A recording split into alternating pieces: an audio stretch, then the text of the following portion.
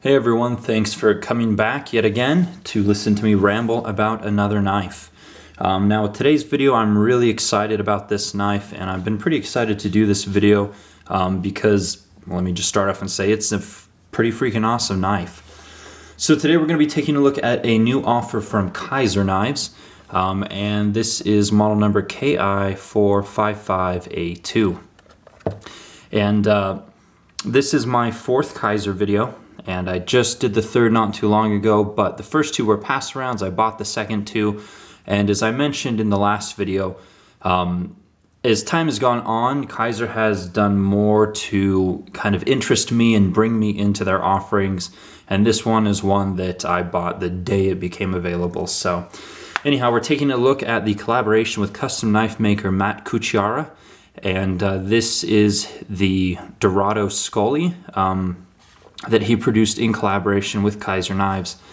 Now, there are four knives that have been released as collaborations with Matt Cucchiara. There's the Dorado Skully, there's a flashbang Skully, and then there is a plain Dorado without the cool kind of skull CNC work here, and a plain flashbang as well. So a few different offerings, but this one is the one that appealed most to me. And anyways, let's get into it.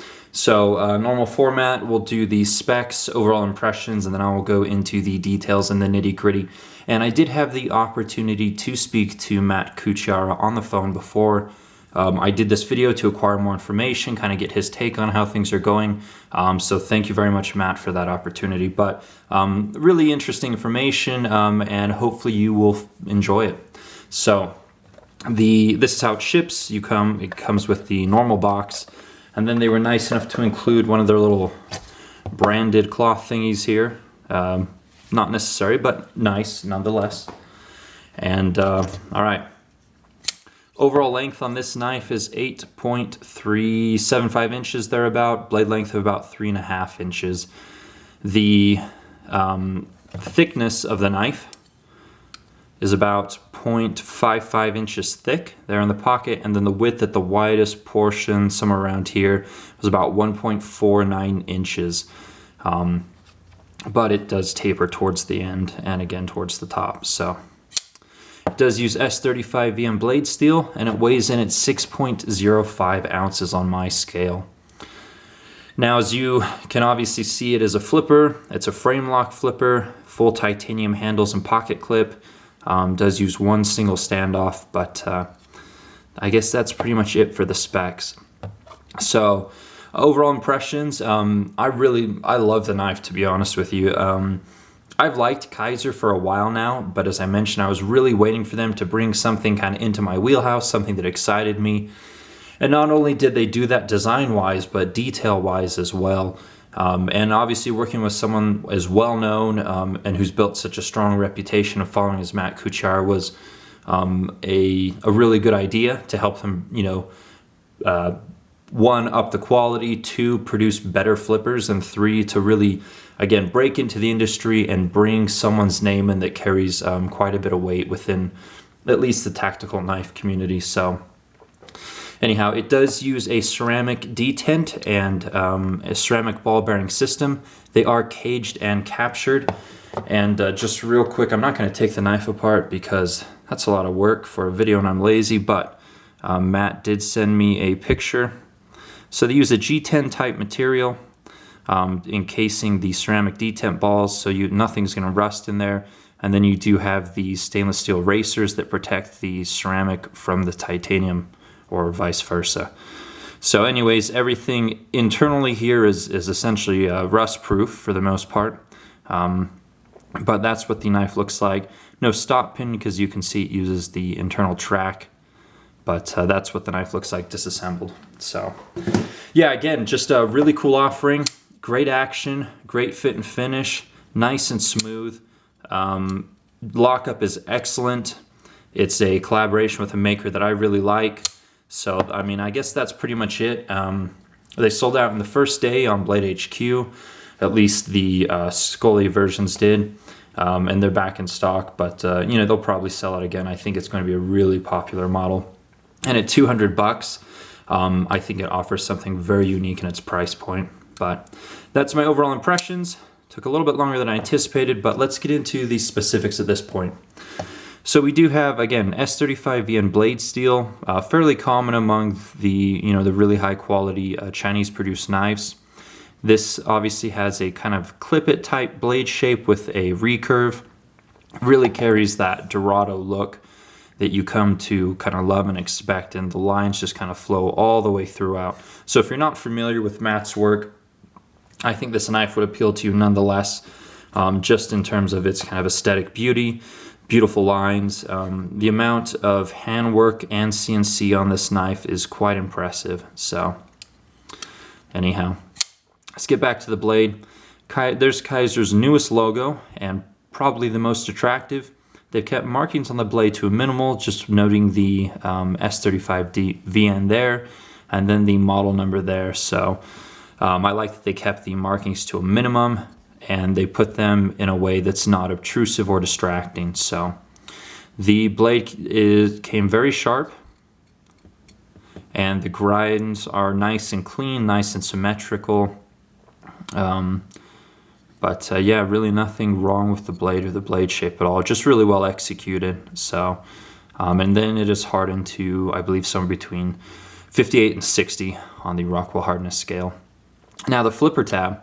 So this is kind of an interesting design. I think it's unique possibly to Matt, but it's kind of a big dome-shaped flipper. It doesn't have any jimping. It has these nice kind of rounded spots. So even without the jimping, I think it functions very well. It locks your finger in there without, just due to the kind of the large mass area. And then if you want to push down, you kind of have this big rounded spot here. So functions very well with both methods. It's a very fast flipper, and then it's very smooth as well. So flipping action is excellent.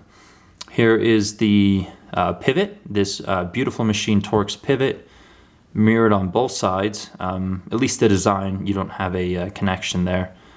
But really nice pivot, adds a nice amount of detail. And then as we come into the handle, obviously the gem of this knife is the beautiful skull carving that Kizer did under Matt's direction here. So, the skulls here, this is something that Matt is really well known for. He does really intricate carvings on his handles, and then they took the time to anodize it this beautiful blue, and I really like that they did the same blue on the pocket clip, so it really ties it in well. But the skull is really well CNC'd.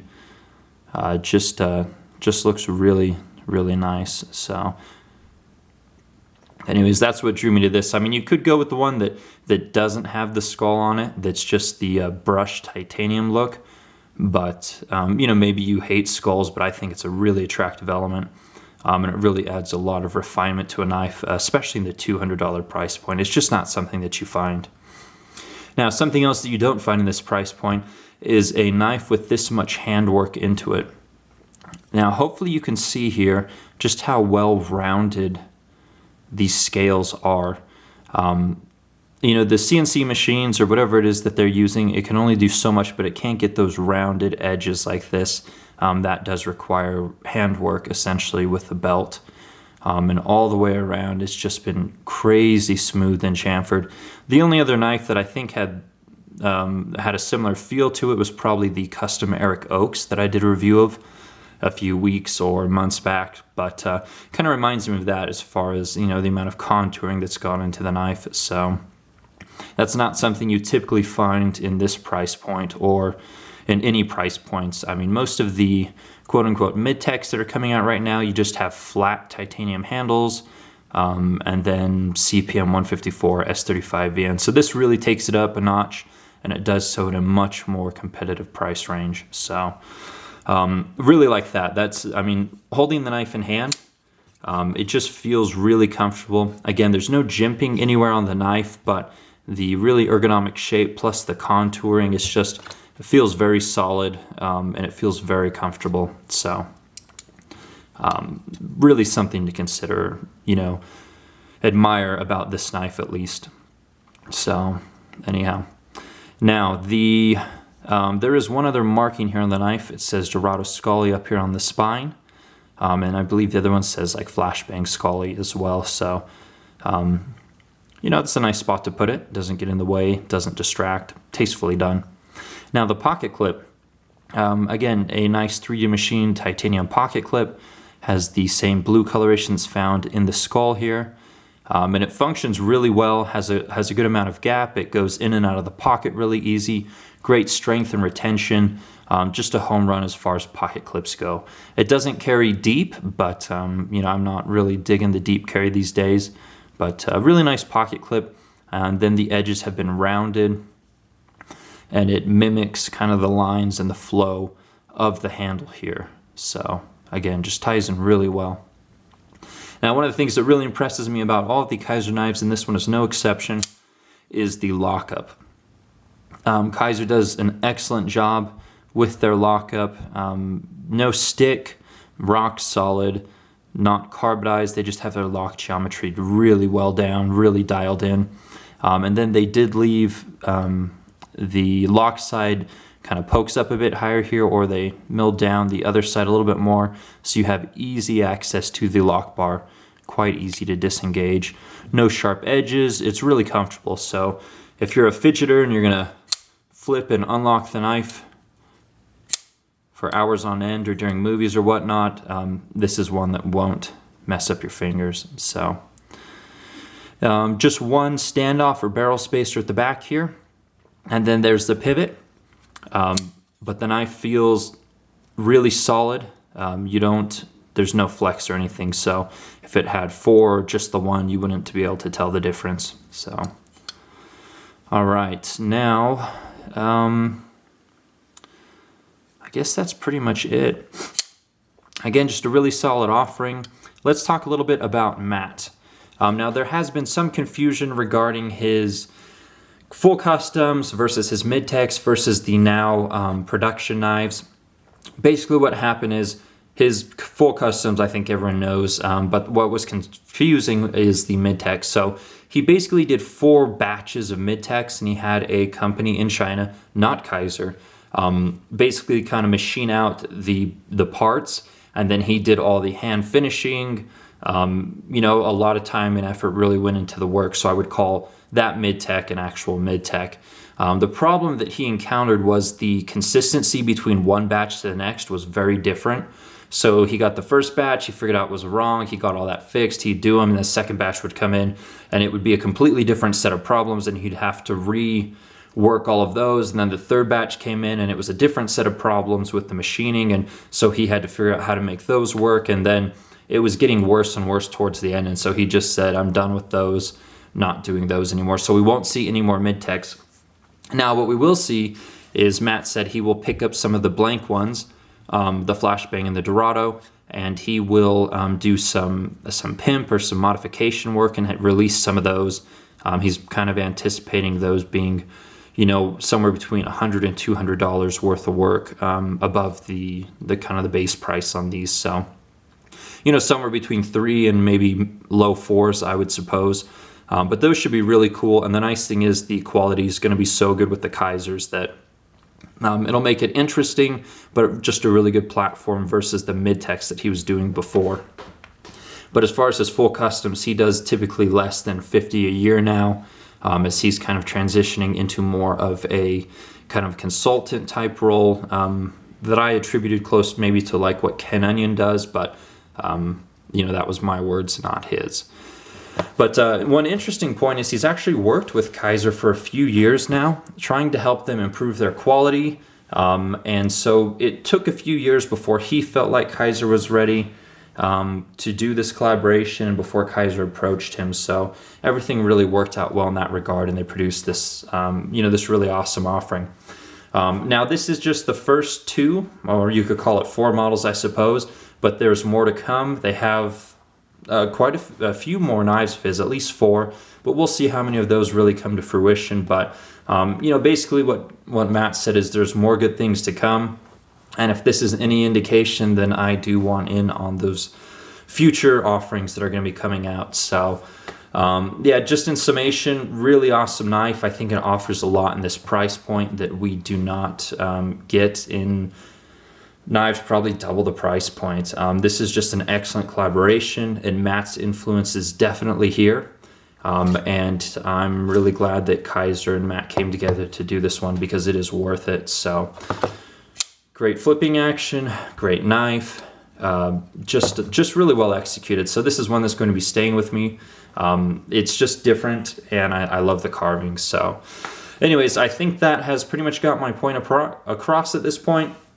But thanks so much for watching, guys. Hope you're enjoying the video. And if you get the chance, I would definitely recommend that you take one of these in hand and kind of see what you think about it. I'd be very surprised if you were disappointed or found something that you disliked. It's just really that well done. Anyways, take care. Thanks for watching. See you soon.